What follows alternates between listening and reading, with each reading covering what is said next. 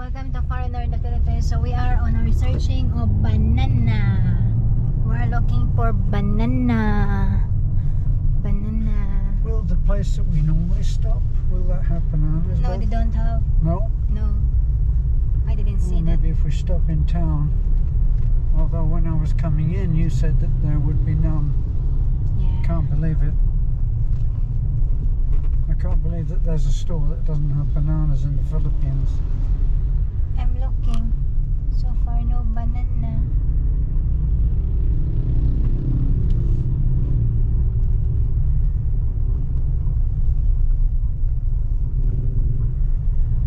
Oh, another foreigner. It's a lot of foreigner in the world.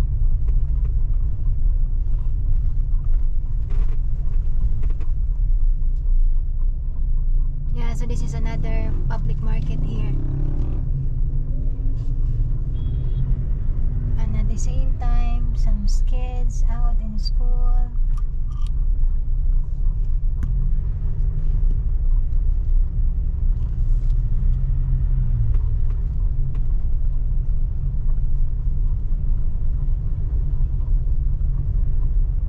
It's okay, darling, maybe in the others. It's not market day there.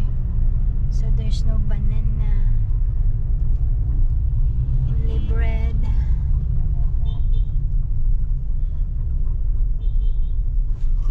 Yeah, so Terrence and I talk about,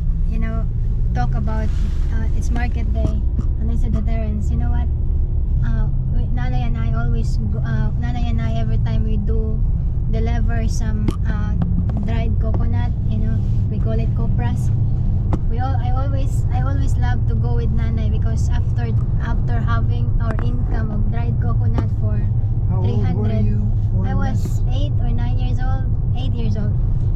So we got 300 or 400, and then we stopped by on the market. 400 what? 400 pesos, and then we stopped by on the market, and then there's a bakery there that making big bread for 5 pesos the time, or 3 pesos, and we have that as a kind of reward, so, and I said to myself, I can eat bread for the rest of my life. I love bread. When you were 8 years old? When I was 8 years old, so I said I could live my life if I have a bread, if I can eat bread, I will be very, very happy. So what was your other goal? You wanted a television? I want a television. That's my goal before. When we have it, because others have a television before. So if you have a television, you're rich. That's before. So I said, what if we have a television? I will be very, very happy. So it's an innocent child. If I can just eat bread, I will be very, very happy for the rest of my life. I just can eat bread. So growing up, that every time that we go there, I always love to have bread. So after my graduations in high school, I work in the bakery. I work in the bakery, and every time I said that, can I have bread? So I eat bread every day. After a week, I said to myself, I don't think I can live bread for the rest of my life. So it's about you are being immune. So that's what it says, that the human is always have a, what do you call that, kind of, what's the whole word process of that, darling? Well, if you're stopped from eating the bread, then you will continue to want it. Yeah, But if someone says, hey, go ahead, eat as much as you like, and you eat as much as you like, you will quickly get tired of it. Yeah, it's about also the human being, the needs and wants as growing. So that's why. So they talk about the bread there. Although we're looking for banana, so we're looking for banana. So just a glimpse. This is already wide road, so we love these portions here. This is okay. This is okay compared to the other one that is a little bit. So you can see narrow. that they have actually gone ahead with the road widening program that they have had. And also there's a, what do you call that? Solar lights. There's also solar lights now. We're looking for banana. Trouble is that by the time we see it, we'll have passed it.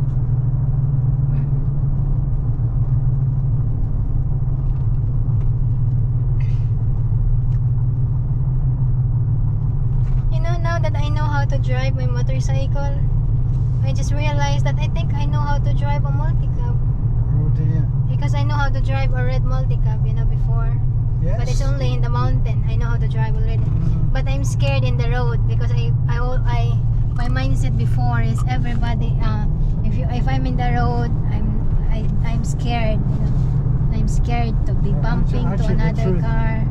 The truth was it's everybody else that should be scared. When you're on the road. That's the truth. And I remember the first time I drive my motorcycle in the road, you know, as a practice. The guy there said, "Don't drive there. Go to the other side that there's no other cars." I said, I'm driving for me to learn how to, you know, overcome my fears and with a lot of cars, with a lot of motorcycle, you know.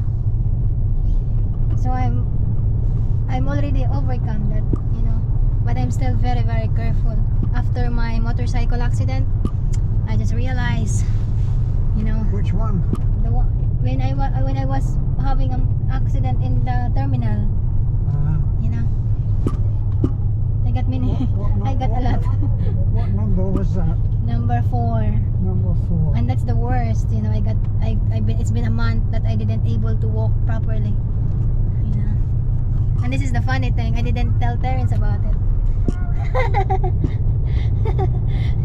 So No, we my went friend, my fellow Brit, Martin, Yeah. texted me and said, "Is Beth okay? Yeah. I just saw her in ER." and I tried not to lock him. You know, and I tried to Yeah, hide. he said she ignored me. You know, She because pretended not to see me. in the morning we went to the mountain. We went to Nanay, and then after that I came home and Terence not there yet. So I said, okay, I was with Mia at the time. So I said to Mia, okay, let's drive to Talibon. And then after that, when we were on the way, when we were in the terminal out in Talibon,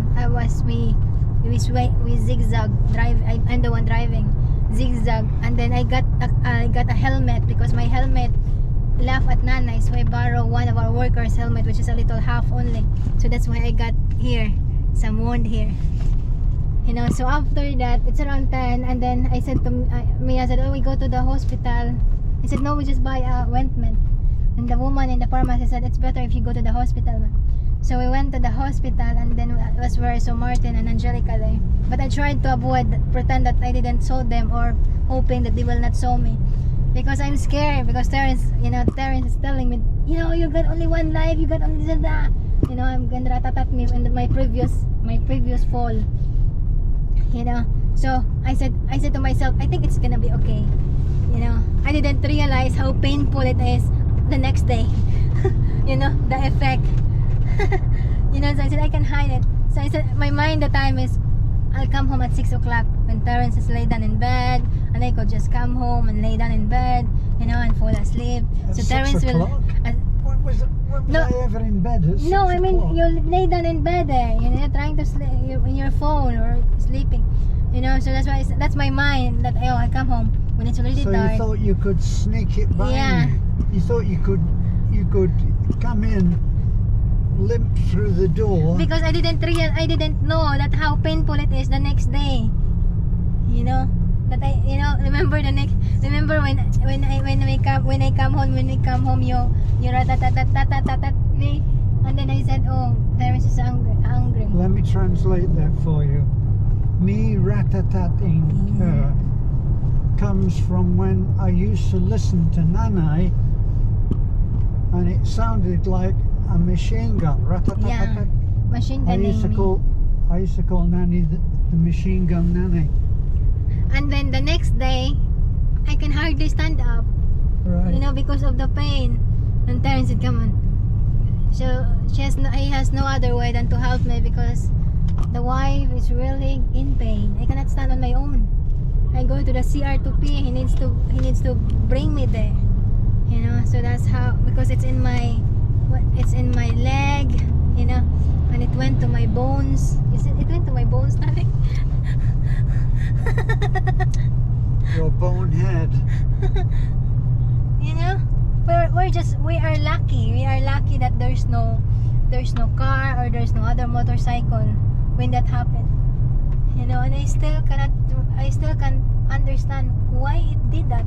Why the tire do that or the motorcycle. You know? Why you didn't put my brake right away? So it's just very, very. Because you don't listen to instruction. I listen instruction, darling. No, you don't. I listen. You think that if you're told to do something, or told if you want to veer off to the right, you press down on the right handlebar. Mm-hmm. If you want to go left, you press down on the left. Where is the handlebar? And you did it once and said, okay, I can do it now. Where is handlebar? Those are the two things that go across and take the place of the steering wheel, honey. Okay. What do you call them? Manubela. Ah, okay. Same thing. Manubela din. Yeah. Just you know, but always been careful on the road, you know. So when you're in driving, you know, always pray before you go Let's out. listen to the voice of experience now. You know, pray before you go Where are out. you pointing that camera, darling? In the road. To the sky? In the road. Oh, look at that. It's big. They got a lot of now solar. That's good. We're losing light. Yeah. The sun has actually gone down.